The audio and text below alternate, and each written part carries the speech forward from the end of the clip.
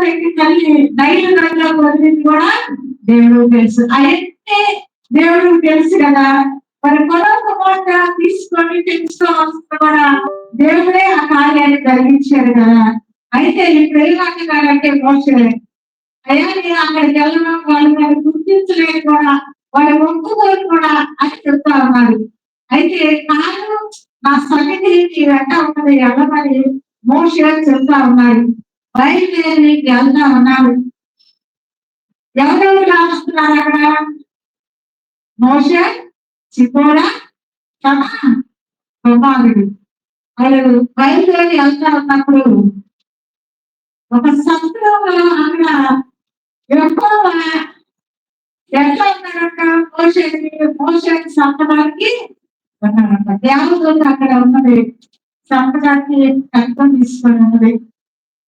అయితే వెళ్ళమంటారు మోసేనేనా? ఇశ్రాయేల్ రక్షించడానికి వెళ్ళమంటే మోసేనే. అక్కడ నుంచి నాయకుడిగా నడిపించడాలంటే మోసేనే. మోసేనే నడిపించడాలి కదా. దేవుడు ఏదైనా వెళ్ళమంది. అయితే అక్కడ నిలబడాలి. ఒక బయట అన్నమాట ఇక్కడ. ఎందుకంటే దేవుని సన్నిధిలో మనము ఎట్లా ఉండాలంటే దేవునికి ఇష్టంగా ఉండాలి. సంగతి లేని వారిని ఇశ్రాయేలీయులు లెక్క చేయడు. దేవుడు కూడా సున్నతి లేకపోతే ఒప్పుకోడు. అందుకని అక్కడికి వచ్చిన తర్వాత వెంటనే తీసుకొని నిలబడిన దేవత వెంటనే సిపోరా గమనించి చూసి అక్కడ ఉన్న వాడినై ఆ రాయిని తీసుకొని కుమారుడికి ఏం చేసింది? సమ్మతి చేసింది. హల్లెలూయా. సమ్మతి చేసిన తర్వాత ఆ రాయిని కాళ్ళ దగ్గర పడవేసి అప్పుడు ఏమంటుంది? నా రక్త సంబంధమైన లేకపోతే అక్కడ అది దేవదూత సంపడానికి నిలబడి ఉన్నది. అక్కడ భక్తుని రక్షించి ఉన్నది సిపోరా. జ్ఞానం కలిగిన సిపోరా అన్నమాట.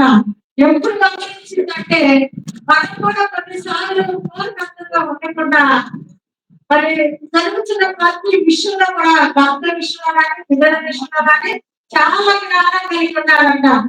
జ్ఞానం కలిగిన స్త్రీని ప్రయాణపడుతుందని వాక్యంలో ఉన్నది. అయితే మనము దేవుని సన్నిధిలో జ్ఞానం కలిగి ఉండాలి. ఈ స్త్రీ ఎట్లా ఉన్నది? భర్తని రక్షించుకున్నది. రక్షించుకున్నదా లేదా? అక్కడ నీవు ఆచరణ అక్కడ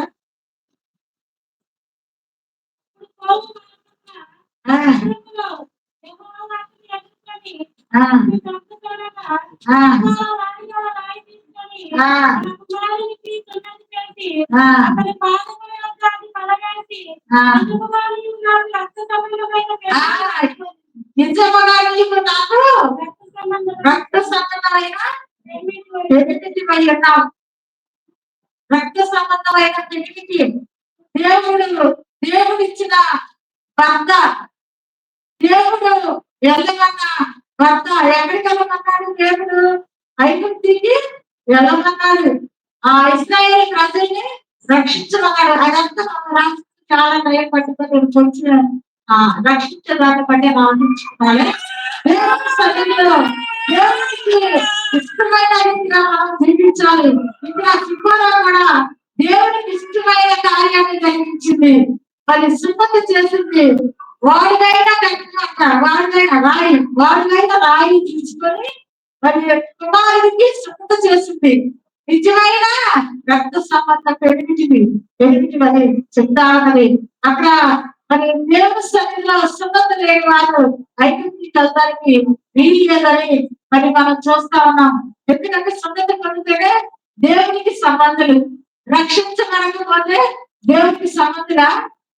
లోకస్తులే రక్షించబడాలి. ఆయన సన్నిధిలో రక్షణ పొంది కావాలి, వారి మనసు పొందాలి. బాప్తిసం తీసుకున్న తర్వాతే నువ్వు రక్షించబడినటువంటి వాడికి మరి అలాంటి దానివని దేవుడు మాట్లాడుతూ ఉంటాడు. ఎందుకంటే రక్షించబడాలి, మనం కూడా రక్షించబడాలి. మరి కొన్ని విషయాల్లో మనం చూసినప్పుడు రక్షించ రక్షణ అంటే ఏంటి అనేది కొందరు ఒక ఆమె అడిగింది లేదా రక్షణ అంటే ఏంటో నీకు తెలియకుండా నువ్వు రక్షణ పొందుతున్నావా అని అడిగారు. రక్షణ అంటే ఏంటి నన్ను అడుగుతున్నావు. రక్షణ అంటే ఏంటి అనే నన్ను అడిగే ముందు నాకన్నా ముందు నువ్వు చాలా సంవత్సరాల క్రితం రక్షణ పొందావా మరి నన్నెందుకు అడుగుతున్నావు. అట్లా కాదులే మారు మనసు అంటున్నారుగా అంటే నేనన్నా మారు మనసు లేకుండా బాప్తిసం తీసుకున్నావా మారు మనసు లేకుండా నెలల్లో మునిగావా అని అంటే అంటే రక్షణ అంటే మామూలు బాప్తిస్తున్నాను కాబట్టి నేను తీసుకున్నాం ఇక్కడ రక్షించబడాలి దేవుడికి ఇష్టలై ఉండాలి దేవుడికి ఇష్టలై ఉండాలి అంటే మరి రక్షించబడాలి ఆ తన భర్తని రక్షించుకున్నది శివన దేవుని సన్నిధిలో రక్షించబడిన వారు చాలా మంది ఉన్నారు. దేవుని యొక్క బయటకు వెళ్ళిన వారు చాలా మంది ఉన్నారు. మరి స్త్రీలలో ముగ్గురు వ్యక్తులు తన భర్తని కాపాడుతున్నటువంటి వ్యక్తులు చూద్దాం. ఎందుకంటే దేవుని సన్నిధిలో ప్రతి విషయం కూడా చాలా ప్రాముఖ్యమైనదే. దేవుని సన్నిధిలో మనం ఉన్నప్పుడు దేవుని యొక్క భయభక్తులు కలిగితే మనం ఉండాలి. ఇక్కడ సింగోర దేవుని యొక్క భయభక్తులు కలిగి ఉంది. ఈ సింగోర ఎవరో తెలుసా ఇద్దరునైనా వాళ్ళ కుమార్తె అది కుమార్తె ఆయనకి 7 కుమార్తెలు 7 కుమార్తెల పెద్ద కుమార్తెలు ఇచ్చి మోషకి వివాహం చేశాడు. దేవుడు మోషని ఎన్నుకున్నాడు ఇశ్రాయేలుని నడిపించడానికి. ఇశ్రాయేలుని నడిపించడానికి మోషని ఎన్నుకున్నాడు. మోషని ఎన్నుకొని రమ్మంటే అన్నాడు. అక్కడికి వెళ్ళి వారిని నడిపించడానికి వాళ్ళు బానిసత్వంగా ఉన్నారు. వాళ్ళు చాలా ఇబ్బందులుగా ఉన్నారు.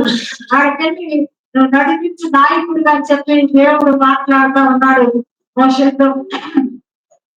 వెళ్తా ఉన్నప్పుడే మార్గంలో మరి రక్షణ పొందాల్సి వచ్చింది. సున్నత పొందాల్సి వచ్చింది. సున్నత లేకపోతే కడుపు తీసుకొని దేవుడు ఒక నిలబడి ఉంది. ఆయన ప్రాణాన్ని రక్షించాలి అంటే సింహన వాడి మీద రాయి తీసుకొని తన కుమారుడికి సున్నత చేసింది. హల్లెలూయా హల్లెలూయా. భర్తను రక్షించేవాడు ఎంతమంది ఈ యొక్క మరి ఈ దేశంలో కానీ మరి ఈ లోకంలో కానీ ఎంతమంది భర్తలను రక్షించుకోవడానికి మరి ముందుకు వస్తా ఉన్నారు. ఎందుకంటే కొంతమంది నిలువుని భర్తలు స్వంతించేవాడు కూడా ఉన్నారు. అయితే దేవుడు దేవుడి వైపు చూసి సింహాల భర్తని రక్షించుకున్నది. ఇంకొక వాక్య భాగాన్ని చూసుకున్నాం.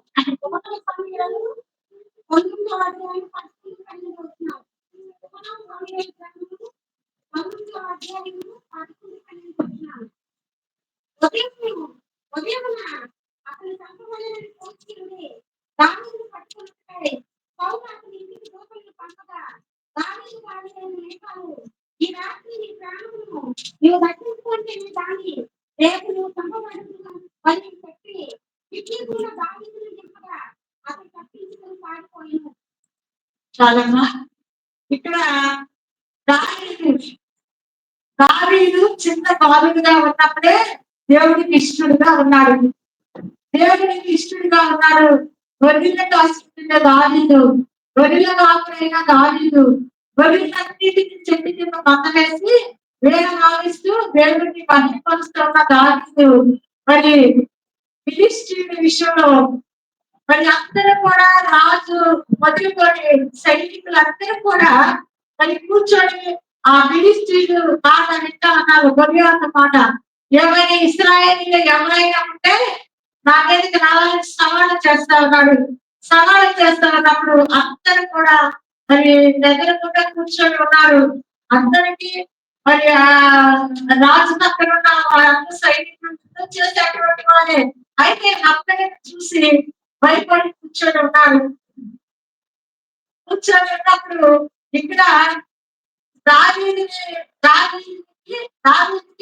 ఆ అన్నలకి ఆహారం తీసుకొని వెళ్ళమని తండ్రి చెప్పినప్పుడు తండ్రి చెప్పిన మాట ప్రకారంగా దావీదు మరి అన్నలకి ఆహారం తీసుకొని వచ్చాడు. ఇక్కడ అక్కడ సవాలు ఇస్తూ ఉంటే ఫిలిష్తీయుడు చెప్పలేని ఫిలిష్తీయుడు మరి సవాలు ఇస్తూ ఉన్నాడే వీళ్ళు కదిలిపడి కూర్చున్నారే అని చెప్పేసి దావీదు ఆ గొర్రెలను నేను జయిస్తా అని చెప్పేసి ముందుకు వచ్చాడు. ముందుకు వచ్చిన తర్వాత వాళ్ళ అన్నదంట కాదు, నువ్వైతే వెళ్ళవద్దు, చిన్నవాడు కాబట్టి నీకు తెలియదు యుద్ధం అనేది, నువ్వు వెళ్ళవద్దంటే సంతోషిస్తుడు బాధలకి నేను తట్టుకోలేని స్థితిలో ఉన్నానని చెప్పేసి ముందుకు వెళ్ళిపోయాడు. రాజుని అడిగాడు, రాజు వెళ్ళమన్నాడు. వెళ్ళిన తర్వాత ఒడిసేలో ఒక రాయి పెట్టుకొని దావీదు మరి ఫిలిష్తీయుడు ఎదురుగా వెళ్ళాడు. ఫిలిష్తీయుడు ఏమంటున్నాడో తెలుసా?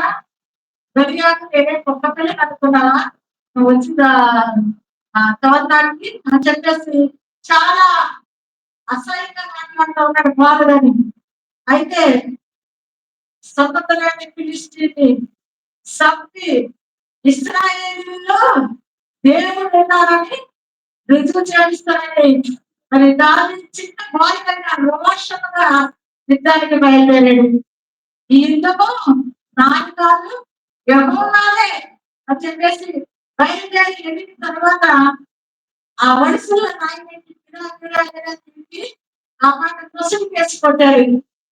వెంటనే ఆయన ఇంటి పడాలి, వెనక్కి పడాలి. ఎట్లా పడ్డాడు? బోధనగా పడ్డాడు. వెనకాల ఎవరు వస్తున్నది? దేవుడు వస్తున్నది. వెంటనే వెళ్ళి దావీదు ఎదురుగా తిప్పి ఆయన తలవారాలు కోసుకొని తీసుకొచ్చి ఇశ్రాయేలులో దేవుడు ఉంటారని మరి గుర్తు చేసి అందరిలో జయం పొందుతున్నారు. దేవుడికి జయం వచ్చింది. అక్కడ ఏమంటారు? సౌలుకి 1000 మంది, దావీదుకి 10,000 మంది జయం పడుతూ ఉన్నారు. అప్పుడు సౌలుకి అస్సి వచ్చేసింది. అంతకుముందు ఏమైనా కుమార్తె నుంచి యుద్ధంలో జయం పొందిన వాళ్ళకి ఆ కుమార్తె నుంచి వివాహం చేస్తామన్నాడు. ఇప్పుడు ఏమొచ్చింది? అస్సి వచ్చేసింది.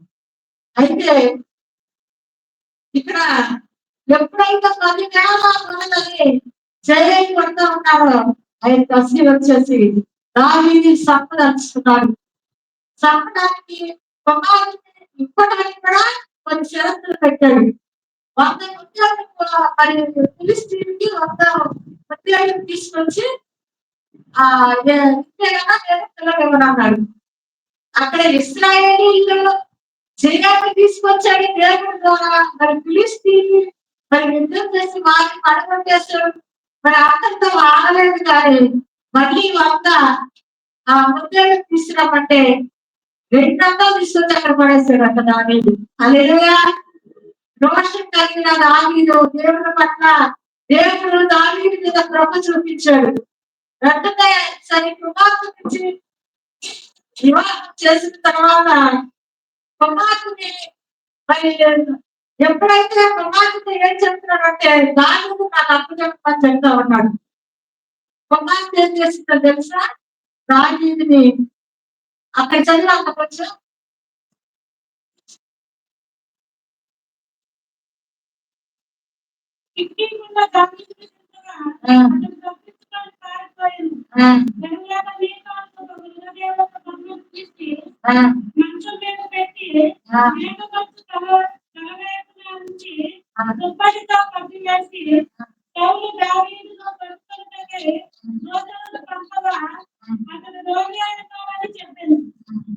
చాలా ఇక్కడ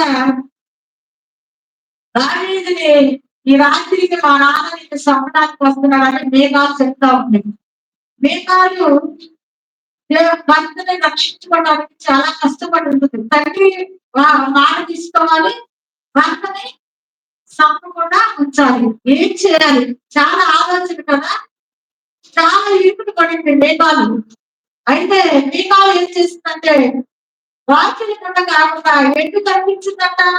ఇంటికి కూడా దించి నువ్వు రాత్రికి నువ్వు పారిపో, మా తండ్రి నిన్ను చంపడానికి వస్తున్నాడు, నువ్వు వెళ్ళిపోతాయి దావీదుని చెప్పి దావీదుని కిటికీ కూడా దించి మరి అక్కడ దావీదు పడుతున్న మంచం మీద మరి ఏంటంటే విగ్రహము పెట్టింది. అయితే మేక తల మేక వచ్చి లాంటి దానికి తగ్గించి అంటే ఒక మనిషిలాగా అక్కడ ఒక బొమ్మను పెట్టి మరి ఉంచింది. రోగి అయి ఉన్నారని చెప్పమని. అయితే దేవుడు ఎంత గొప్పవాడంటే దావీదు దేవునికి ఇష్టడు. దావీదు నా ఇష్టానుసారుడైన మనుషుడు. నా ఉద్దేశాలన్నీ నెరవేర్చబడని దేవుడే సాక్ష్యం ఇస్తా ఉన్నాడు. కనుక దావీదును తప్పించడానికి భార్యకి మనసించాడు.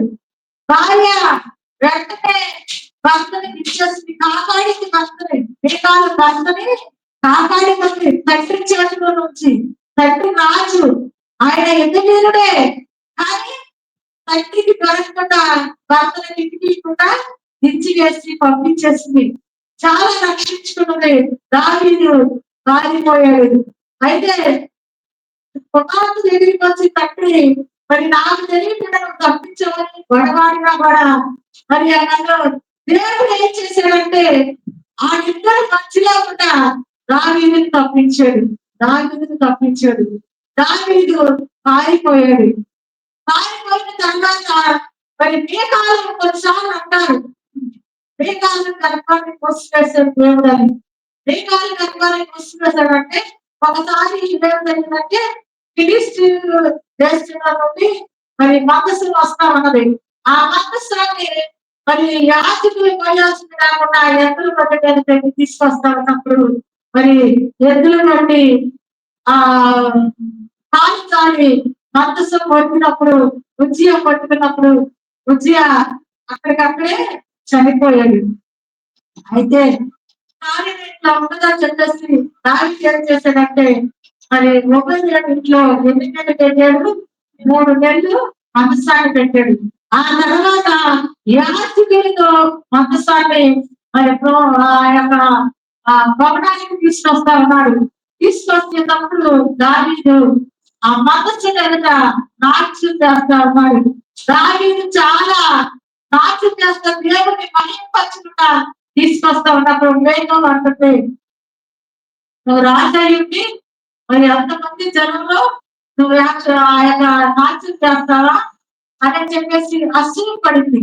అసూయ పడినందుకు ఆ గర్భం తెరవబడలేదు, బిడ్డలంటూ లేదు.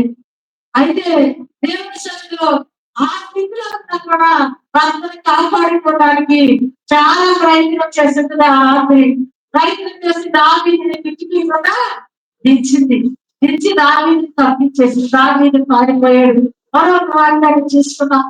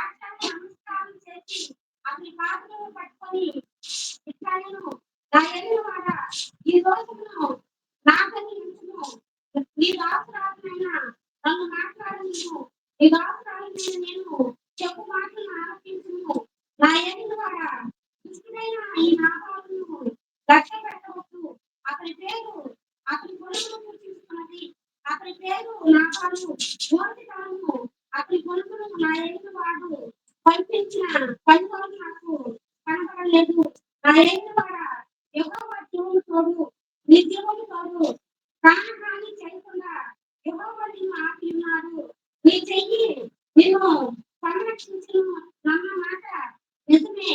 ఎంతమంది యెహోవా దేవుని తోడు నీ జీవనం చూడడానికి ప్రమాణం చేస్తున్నానని కాదమ్మా. ఇక్కడ అబీగయీలు మరి భర్త నాబాలు అయితే దావీదు తరం కట్టాడు. దావీదు తరం కట్టాడు. తన పరివారందరూ అంటే చావులందరూ కూడా ఉన్నారు.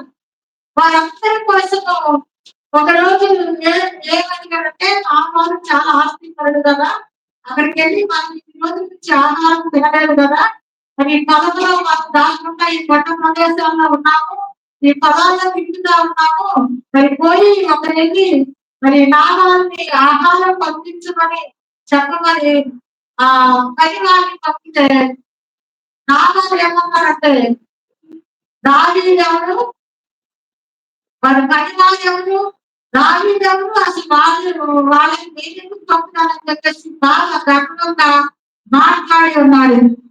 అప్పుడు దావీదుని ఎక్కడైతే తుణీకరించాడో అక్కడ ఉన్న వాళ్ళు వచ్చి చెప్పగానే దావీదు బాగా ఊపిరిలో వస్తా ఉన్నాడు. వారిలో ఒక్కటి కూడా మగవాడు ఒక్కటి కూడా వచ్చడానికి వీలేదు.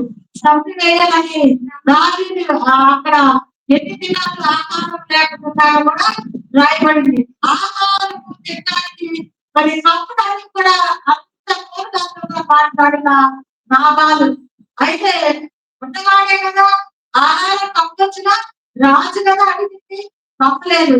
సౌలు వల్ల దావీదు మరి పారిపోయి ఆ జనాలతో మరి ఉన్నాడు. ఉన్నప్పుడు ఆకలితో ఉన్నప్పుడు మరి నాబాలు ఆహారం పంపలేదు. అందుకని కోపం వచ్చి బయలుదేరాడు. సంపదాన్ని బయలుదేరినప్పుడు ఈ సంగతి ఎవరికి చెప్పాడు? అబీగయీలుకి పరివారం వచ్చి చెప్పారు. చెప్పినప్పుడు ఆమె ఏం చేసిందంటే మరి ఆహారం తీసుకొని ఏమేమి తీసుకెళ్ళింది? ఆ 5 బరులు మాంసాన్ని, మరి ద్రాక్ష పండుని, మరి అంజూరాలని, 200 వ్యక్తులను, మరి 5 బరుల మాంసాన్ని, వేయించిన ధాన్యాన్ని, ద్రాక్ష గెలవను, అంజూరు పడలను తీసుకొని ఆహారంగా వారికి తీసుకొని వెళ్తా ఉంటాయి. వెళ్తా ఉన్నప్పుడు దావీదు అక్కడికి బయలుదేరి ఉన్నాడు. వెంటనే ఏం దిగుతావా? గాడిదను దిగింది. దిగి సాగిలు పడిందంటే సాష్టాంగం పడింది. నమస్కారం చేస్తాం. సాగిలు పడింది. సాగిలు పడి అయ్యా ఈ జ్ఞానము నాదని ఎంచయ్యా, నా భర్త జ్ఞానం నాదని ఎంచయ్యా, నేను తెలిసి నేను ఏమైనా తీసుకుని వచ్చానయ్యా, ఇదిగో మీరందరూ కూడా ఆకలితో ఉన్నారేమో భుజించడం చెప్పేసి ఆమె ఏం చేస్తుందంటే ఆహారాన్ని తీసుకొచ్చి నా ఏది కూడా నా మాట విలువని ఆగే పడతా ఉంటాయి. మరి తగ్గించుకొని భర్తను రక్షించుకోవాలి, లేకపోతే భర్తని సంతానం కాలేదు. అందుకని భర్తను రక్షించుకోవాలని వారికి ఆహారం తీర్చడానికి ఆహారాన్ని తీసుకొని వచ్చింది. మరి ఎంత కష్టపడి ఉంటుంది ఆయనకి తెలియకుండా ఎంత తీసుకొని వచ్చింది. తీసుకొని వచ్చి మరి భర్తను రక్షించుకోవాలి, నా భర్తను చంపేస్తాడు దావీదు రాజు అని చెప్పేసి భయపడిపోయి వచ్చి తగ్గించుకొని అయ్యా నా ఏముడు కూడా నా మాట వినయ్యా, ఈ దోషం కాదని ఎంచయ్యా అని చెప్పేసి ఆయన పడతా ఉన్నాయి. తగ్గించుకొని బతిమలాడుకుంటా ఉన్నాయి. అయితే దావీదు ఆ వైపు చూసి నిజంగా ఎంతో మంది పట్టుకున్నప్పుడు కూడా అయ్యా నా పాపం చేసి అని వదిలిపెట్టరా అంటే ఉంటారు కదా, అట్లాగే ఆమెమంటుందంటే ఈ యొక్క దోషం నాదని ఎంచయ్యా, ఈ దోషం నాదని ఎంచయ్యా, నా భర్తను ఏమి చెయ్యదయా, నా భర్తను సంపదయా, నా భర్తను ప్రాణాన్ని రక్షించమని ఆ బాధపడతా ఉంది. అందుకని దావీదు ఆ మాట ఏం చేశాడు? విన్నాడు. దావీదు ఆ మాట విన్నాడు. విని విని ఆ భర్తను ఏమి చెయ్యండి, తప్పలేదు. అయితే ఆ ఆ మాట్లాడి దావీదుని కార్యపడి మరి దేవుని సన్నిధిలో ఎంత హృదయంతో అయింది. నా ఏలిన వాడా నేను మాట్లాడుతా ఉంది. మాట్లాడుతా ఒక ప్రతి ఒక్క అవయవం కూడా దేవుని యొక్క భయభక్తులు కలిగి ఉన్నది. ఎలాంటిదంట ఆ, సుబుద్ధి కలిగినటువంటి భార్య అంట. మూర్ఖుడికి సుబుద్ధి కలిగిన భార్య వచ్చింది. చాలా మంది మూర్ఖత్వంలో భార్యని ఎట్లా పెడితే అట్లా కొడతా, ఎట్లా పెడితే అట్లా అంటా ఉంటారు. కొంచెం తప్పు దగ్గర కూడా కొడతా ఉంటారు. కొంచెం ఏదైనా చైనా చేసినా కొడతా ఉంటారు. ఒక్కొక్కదైతే చుట్టుపక్కల బయట లాక్కొచ్చి కొడతా ఉంటారు. అదేమంటారు? మూర్ఖత్వం అంటారు. చాలా వివేక్ కలిగి భర్త ఎడల చాలా వివేక్ కలిగి ఉన్న భార్యని చాలా మంది అసూయిగా పట్టుకొని కొట్టేవాళ్ళు ఉన్నారు. కానీ దేవుని సన్నిధిలో ఈ వంట సుబుద్ధి కలిగి ఉందంట. మూర్ఖుడైన భర్త ఎడల కూడా మూర్ఖుడంట తన భర్త రాయబడి చూడండి. అయితే మూర్ఖుడైనా కూడా ఎట్లా ఉందంట? సుబుద్ధి కలిగిన భార్య అంట. సుబుద్ధి కలిగిన భార్య చంపడానికి వచ్చే వారిని కూడా ఆపుకునే మనస్తత్వము ఆమెలో ఉన్నది. ఆపుకున్నది భర్తను చంపకుండా మూర్ఖుడైన సరే ఆయన నా భర్త కదా అని చెప్పేసి, అయ్యా నా భర్తను చంపద్దయ్యా, నేను నీకు కావాల్సిన ఆహారం నేను తీసుకొచ్చానయ్యా, దావీదు నా ఏలిన వాడా అని చెప్పేసి తగ్గించుకొని ఆమె స్థితిని తగ్గించుకొని భార్య దిగి మరి సాగిల పడిందంట. సాగిల పడి ఆ దావీదుని బతిమాలుకుంటా ఉన్నది. దేవుడు ఎంత గొప్ప మనసు ఒక్కొక్కరికి ఇచ్చాడంటే చాలా గొప్ప మనసు దేవుడు ఇచ్చాడు. దేవుని ఎడల భయభక్తులు కలిగిన ప్రతి స్త్రీ కూడా మరి దేవుని యొక్క భయభక్తులు కలిగిన వాళ్ళు భర్తలు చాలా మంది కాపాడుకుంటూ ఉంటారు. ఎందుకంటే భర్త చిన్న తప్పు చేస్తా అది సరిదిద్దుకునే మనస్తత్వం భార్యకి ఉండాలి. ఒక్కొక్కరైతే భర్తను సంపించే భార్యలు ఉంటారు, భార్యను సంపించే భర్తలు ఉంటారు. కానీ మరి ఇక్కడ ముగ్గురిని వ్యక్తులు మనం చూసి ఉన్నాం. మరి మొట్టమొదటిగా ఎవరైనా సింహాల మరి మోషని రక్షించుకోవాలి.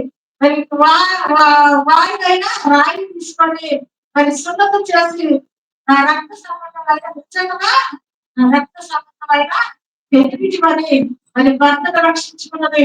ఎక్కడేమన్నా కానీ మరి జనాలు తప్పే అల్లుడిని చంపడానికి మరి వచ్చి ఇద్దరు రాజులే సౌలుకి ఎంతో వేడి చేశాడు దావీదు.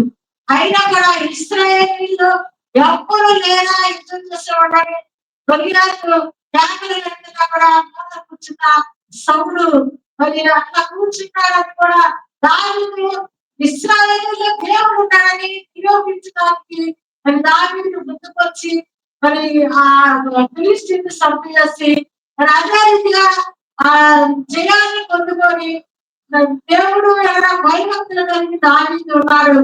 మరి మామయ్యలు కూడా కనికిరం కలిగి ఉన్నాడు. ఎందుకంటే మామూలు జయిస్తాడు. అయితే తగ్గించుకొని వెళ్ళిపోతా ఉంటే ఇంకా ఎంటబడి చంపడానికి కూడా రాత్రి చంపడానికి వస్తుంది.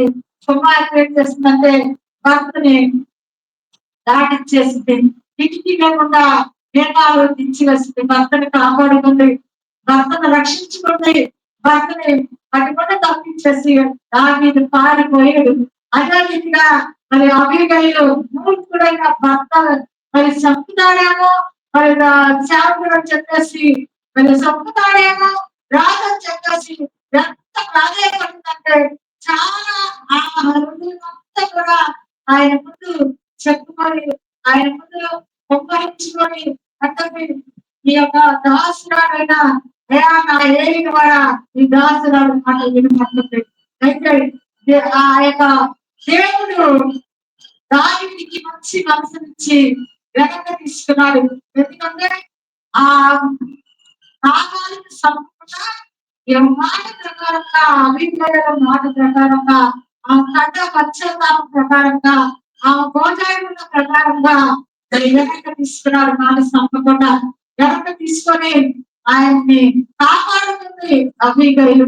కాపాడుకొని మూర్ఖుడైన నాగాలు ఎంత మూర్ఖుడంటే చెప్పడానికి లేదు.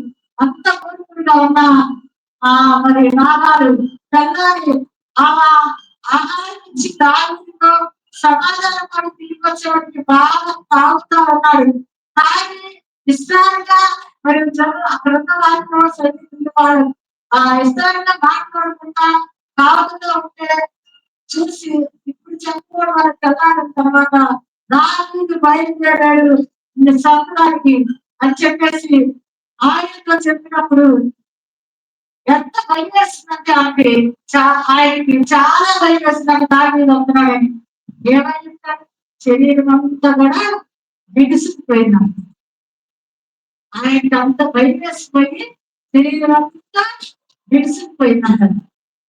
బిగుసుకుపోయి అప్పుడు అగ్రిగాయలు ఆ మాట చెప్పి వెళ్ళిపోయిందంట. అయితే దాని నేను స్వప్నానికి వస్తున్నాడు అనేనని తెల్లారి చెప్తుందంట. ఆ రాత్రి అయితే చెప్పలేదంట, బాగా తాగి ఉన్నాడంట. ఆ తాగి మత్తులో ఉన్నాడంట.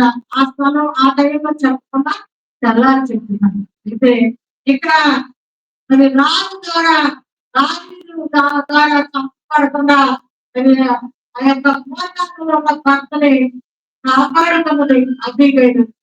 అబీగయలు పేరు ఏంటంట సుబుద్ధి కలిగిన భార్య. సుబుద్ధి కలిగిన భార్య. ఇంకా పేరు వచ్చిందంటే అబీగయలకి సుబుద్ధి కలిగిన స్త్రీల వలె మరి భర్తలను రక్షించుకునే వలె దేవుడి సన్నిధిలో ప్రార్థన చేసి అందరూ కూడా దేవుడిలో అందరూ భర్తల వరకు ప్రార్థన చేసి బిడల వరకు ప్రార్థన చేసి సుబుద్ధి కలిగిన వారి వలె మనం ఉండడానికి దేవుడు మనకి అవకాశాన్ని ఇస్తున్నారు. దేవుడి కొద్ది వాటిని దీవించి ఆశీర్వదించిన దాకా